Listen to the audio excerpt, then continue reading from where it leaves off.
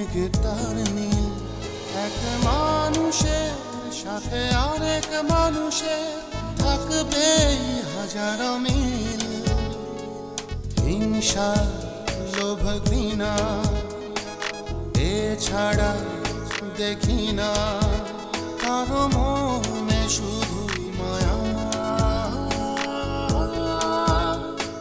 জীবন সে তো ধূপ ছায়া, ধূপ ছায়া।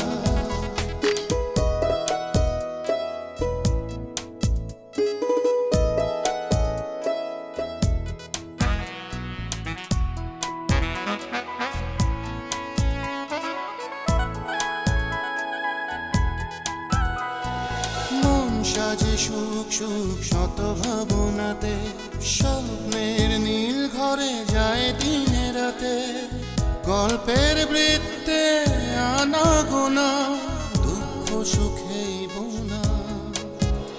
এক মানুষের সাথে আরেক মানুষের থাকবে হাজারো মিল। হিংসা, লোভ, ঘৃণা এছাড়া দেখি না কারো মনে শুধুই মায়া। জীবন সে তো ধূপ ছায়া, ধূপ ছায়া।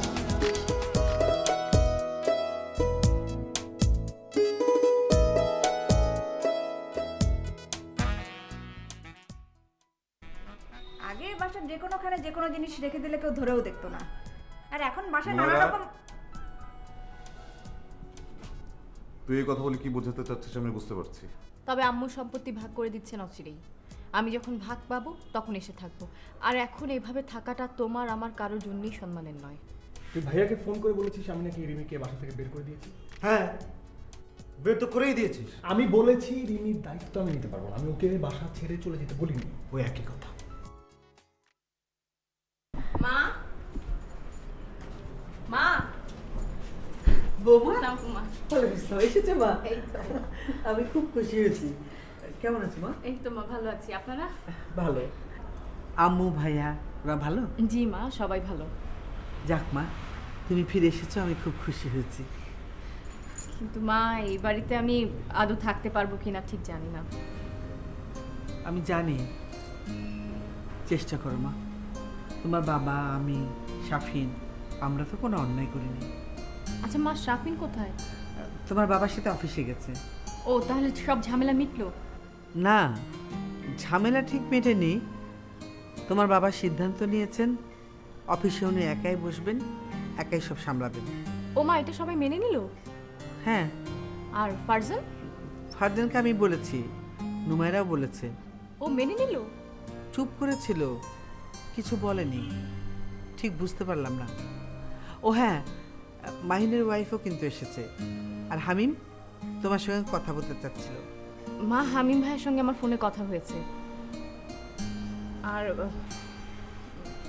আপনাকে একটা অনুরোধ করব,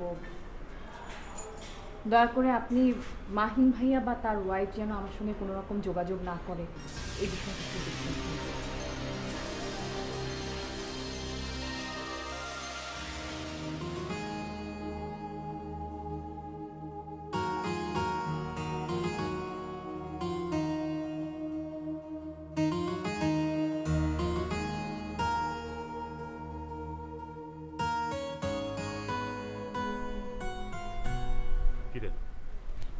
কিছু বলবি না?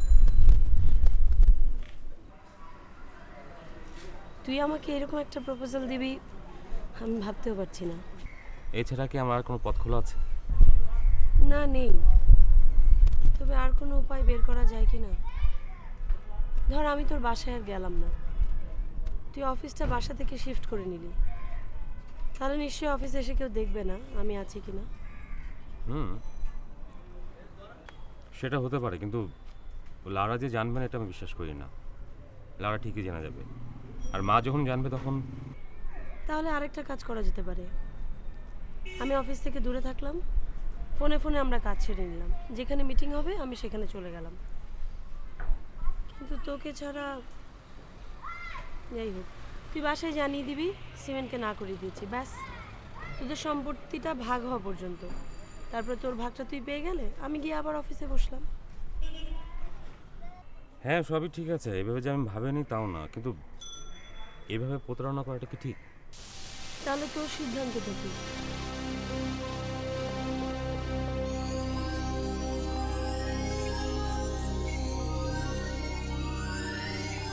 শোনো, অপরাজিত নামে আমার একটা গার্লফ্রেন্ড ছিল। ওমা, হ্যাঁ, যখন আমি শুনলাম মানে অপরাজিত নামে একটা মেয়ের সঙ্গে শাফিন ভাই বিয়ে হয়েছে, তখন একটু ভয় পাচ্ছিলাম, একটু সন্দেহ হচ্ছিল। তো তোমার ওই অপরাজিতাও কি বুয়েটে পড়তো? হ্যাঁ, বইটা পড়তো।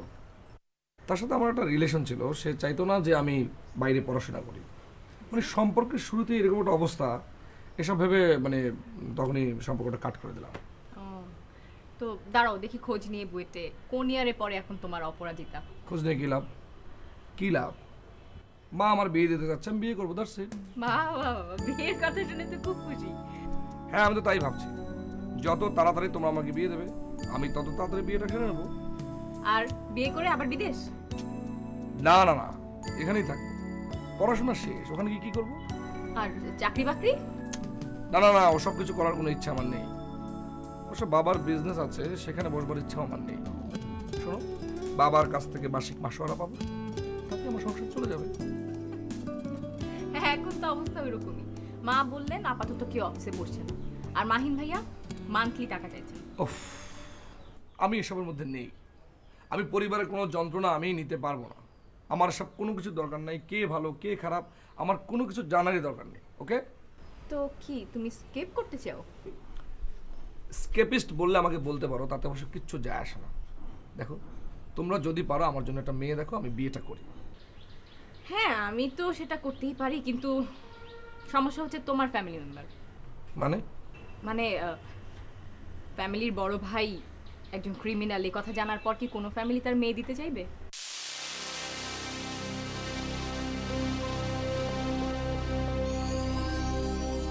কি বলবি জলদি বল, তোর কথা শুনে আমি চলে যাব। আর এখানে দাঁড়িয়ে রোদে পড়তে আমি রাজি না। তুই আমার সিচুয়েশনটা বোঝ, আমার জায়গায় তুই হলে কি করতি?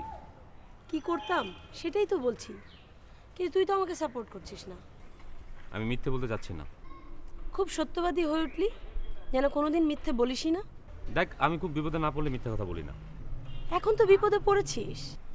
না, এটা বলতে পারবো না, বাট তুই আপাতত অফিস থেকে সরে দাঁড়া। সেটা তো আমিও বললাম। না, এভাবে না, কাগজে কলমে রিজাইন। তারপর আবার কি?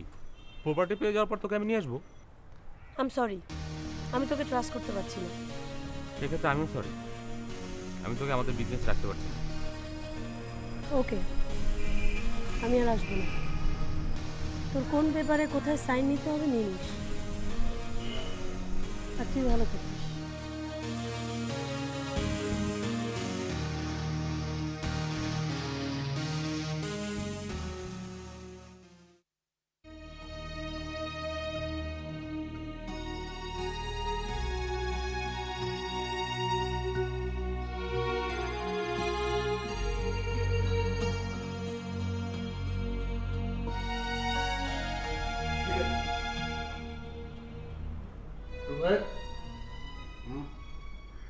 তোর না রিমিকে আনতে যাওয়ার কথা? ও হ্যাঁ, ওই হঠাৎ করে মাথাটা চক্কর দিল তো ঘুমিয়ে পড়েছিলাম। বল। তো এখন ঠিক আছে? হ্যাঁ, এখন ঠিক আছে, ভালো। তো এক কাজ কর, রিমিকে নিয়ে আয়, আর ও যদি আসতে না চায় জোর করে নিয়ে আসবি। এই অবস্থায় যাও কি ঠিক হবে? কি অবস্থা? এই যে নোংরা জামা কাপড়, নোংরা অবস্থা। এই অবস্থায় বোনের শ্বশুরবাড়িতে গেলে তোদেরই তো আবার মানিজ্যতের প্রশ্ন হয়ে দাঁড়াবে। তো আমার কোনো জামা পরে নে। তোর জামা আমার লাগবে? হ্যাঁ, লাগবে। আচ্ছা তাহলে দে।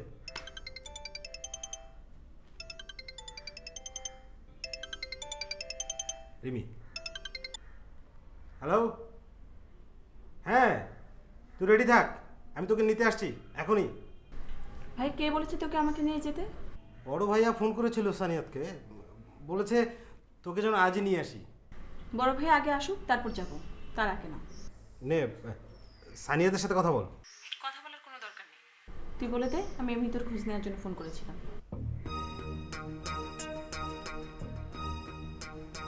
আসবে না, আসবে না বলেছে। বড় ভাই আসতে পরেও আসবে, তার আগে না। রিমি কিন্তু খুব বাড়াবাড়ি করছে, ভীষণ বাড়াবাড়ি।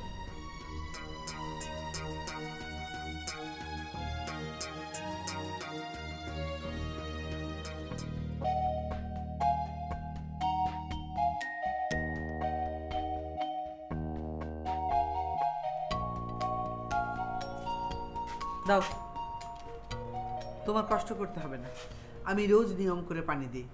মা, গাছগুলো মনে হচ্ছে শুকিয়ে যাচ্ছে, এই জন্য। আমি রোজ নিয়ম করে পানি দিই, শুকিয়ে যাবার কথা না। ও, তোমাকে আমি বলে দিচ্ছি, মনে রেখো, এ বাড়িতে যে কাজগুলো আছে সেগুলো আমি নিজের হাতে করি, তোমাকে কষ্ট করতে হবে না। এখানে কষ্টে কি আছে মা? ছেলের বউ হিসাবে সংসারের কাজ তো আমাকেই করতে হবে, তাই না? আমি যা বলছি মনে রেখো, ঠিক আছে? তোমার ঘরে গিয়ে থাকো, খাবার সময় ডাকা হবে, যাও।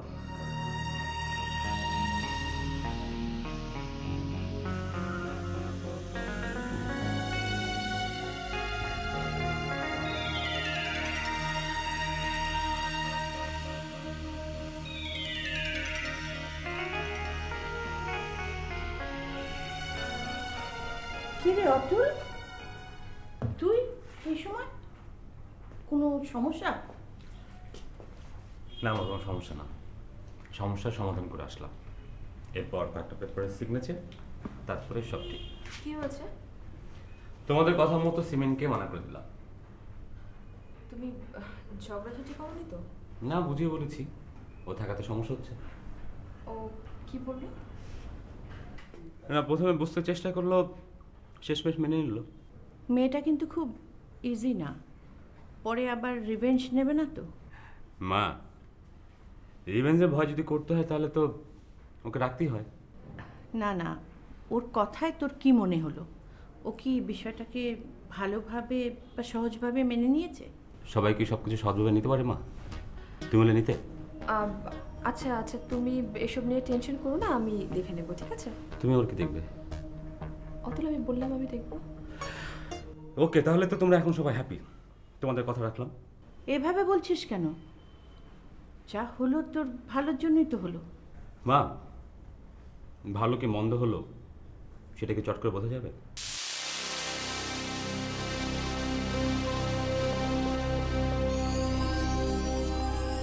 অপরাজিতা, হ্যাঁ, তুমি এসেছো শুনে তাড়াতাড়ি চলে এলাম। খুব ভালো, কিন্তু আমি যে কতক্ষণ থাকবো তা কিন্তু জানি না। হুম, শোনো, তোমাদের কাউকে কিন্তু আর অফিসে বসতে দেওয়া হচ্ছে না। এই বুদ্ধিটা আমি বাবাকে দিয়েছি। কি বাবা, তোমার তো অনেক বুদ্ধি। এখন কি করবে? কয়েকটা দিন যাক। কয়েকটা দিন গেলেই বুঝি সব সমাধান হয়ে যাবে? কয়েকটা দিন গেলে মাহিন ভাইয়ার টাকা যাবে না, আর কয়েকটা দিন গেলে ফারজানার অফিসে বসতে চাইবে না, তুমি তখন একাই রাজত্ব করবে। তুমি বিষয়টা এভাবে কেন দেখছো? আপাতত এর চেয়ে সহজ সমাধান আমার কাছে ছিল না। এখন তোমার সংসার চলবে কি করে? সে ভাবনা তোমার না ভাবলেও চলবে, দায়িত্ব যেহেতু আমার, আমিই দেখব। আমি কিন্তু চেয়ে চিনতে চলতে পারবো না। মানে তুমি মাসে মাসে বাবার কাছ থেকে টাকা নিয়ে চলবে, ওটা হবে না। অপরাজিতা, আমি তোমাকে বলছি তুমি এসব নিয়ে একদম ভেবো না। কিছু সময় আসে যা বুদ্ধি দিয়ে সমস্যা অতিক্রম করতে হয়। কত বুদ্ধিমান তুমি সেটা তো আমি দেখতেই পাচ্ছি। মানে আমি ভাবতেই পারছি না নিজের ক্ষতি যেন তুমি এরকম একটা সিদ্ধান্ত নিয়েছো। জানি না তুমি ওই অফিসে আর কোনোদিন বসতে পারবে কিনা।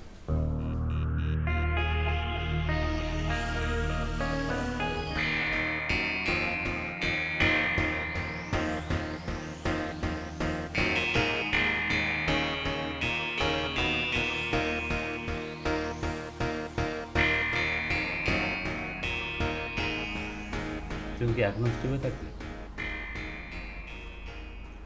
কোথায় আমি স্টিভ হয়ে আছি? তাহলে কাছে একটু এসো, অনেক কথা জমে আছে বলি।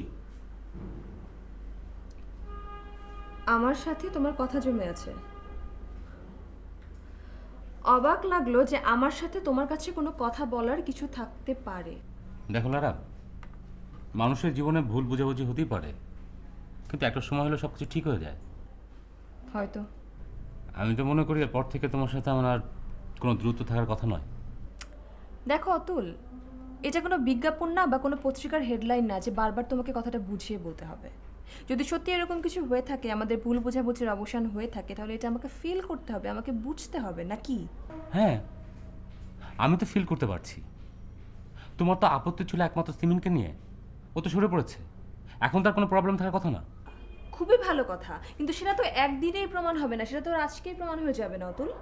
সম্পত্তি পাবার পর তুমি সিমিনের সাথে আবার যোগাযোগ রাখবে না, এর কি গ্যারান্টি আছে আমাকে বলতে পারো?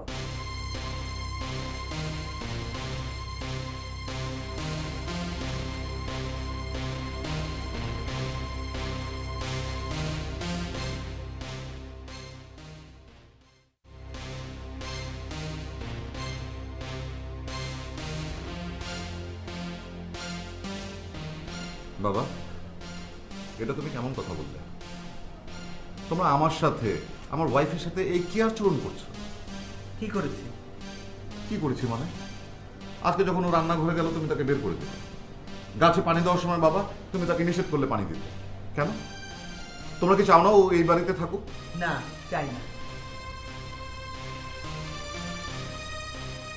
বাবা তুমি দেখ, এভাবে কোনো কথা হতে পারে না।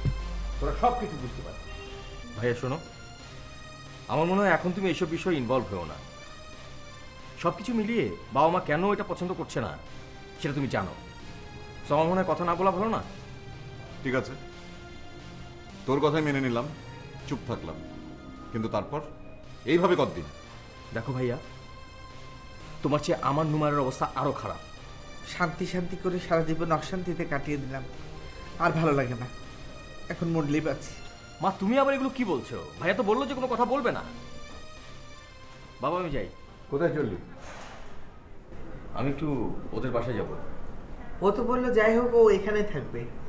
হ্যাঁ, হয়তো কোনো কাজ আছে। আসি বাবা। ভাইয়া তুমি তোমার রুমে যাও।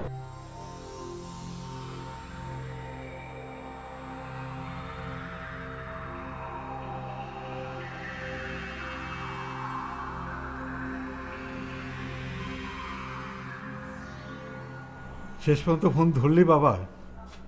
কেন যে এমন করিস? কি হয়েছে সেটা বলো। তোর শ্বশুরবাড়ির সিদ্ধান্ত জানার পরে কতবার যে ফোন দিয়েছি শুধু এই কথাটা বলার জন্য। তুই বাড়িতে এখন তোর থাকাটা ঠিক হচ্ছে না, কয়দিন আমাদের বাসায় এসে থাক। কেন? তুমি আবার আমাকে ডাকছো কেন? না ডেকে উপায় কি? তোর মা ভীষণ ভেঙে পড়েছে, একবার এসে দেখে যা। কি হয়েছে মায়ের? আয় তো আগে বাবা, কত কিছুই তো শুনলাম। অফিসে বসবি, এখন তো দেখি তোর শ্বশুরই অফিসে বসে। হ্যাঁ, অবশ্য সবাইকেই মানা করেছে। এসব হচ্ছে ওনার একটা টেকনিক। তোকে কেউ চায় না তুই ওই অফিসে বসিস। আমার দুঃখ লাগছে কেন জানিস? তোকে একটা স্বপ্ন দেখালো। দেখো বাবা, আমি লোভী না। ওনারা নিজে থেকে বলেছিলেন, আবার নিজেরাই মানা করেছেন। এই বিষয়ে আমি কোনো কথা বলতে চাচ্ছি না। ঠিক আছে। ঠিক আছে ভাইয়া, রাখছি। কি ব্যাপার? আমার আপু কই? আপু কিচেনে। তুমি কি করো? ফোনে কথা বলছিলাম, বড় ভাই ফোন করলো। তাই? কি বললো? সেই একই কথা, যেতে বললো। চলে যাবে? আপাতত যাচ্ছি না, ভাইয়াকে আসুন। আপনি ফ্রেশ হয়ে নেন।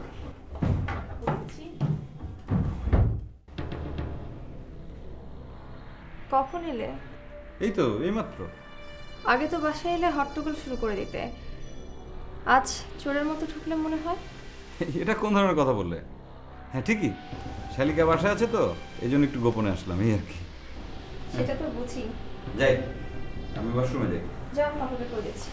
দিয়েছে। ও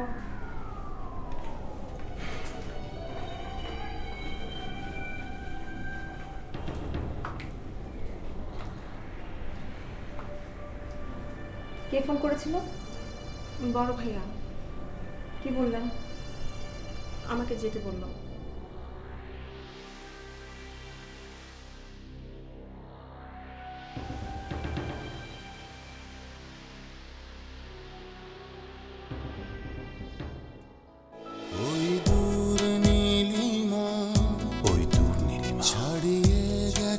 সীমা ছাড়িয়ে গেছে সীমা। থাকবে তবু মেঘটার নীল, এক মানুষের সাথে আরেক মানুষের থাকবে হাজার মিল।